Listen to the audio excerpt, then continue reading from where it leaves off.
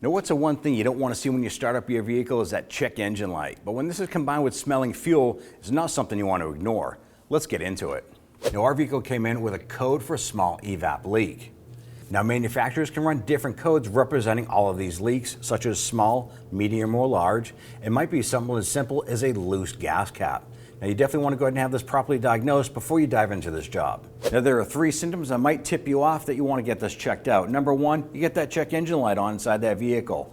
Number 2, you get that fuel vapor smell coming in, not sure where it's coming from.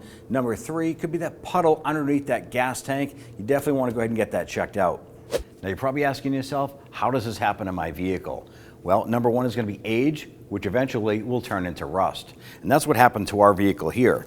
Our vent tube literally rusted and broke off of the tank. Rust can also cause an issue where the top portion of the tank attaches to the bottom, right in the seam seal, causing a fuel leak there. Now, if you have debris on the top of the tank, moisture will hold there and can potentially rust the top. Now, if you find yourself needing a fuel tank or any of these related components for your vehicle, go ahead and check us out at 1aauto.com. It can also rust the lock ring to the fuel pump and sending unit. If you have a flex hose on the fuel filler tube, that could always dry rot and split, as well as a fuel filler tube from the body down to this can rust and split there too. Now, if you're wondering if that gas tank is going to be coated or treated when you receive it from us, well, it will be if the factory part was.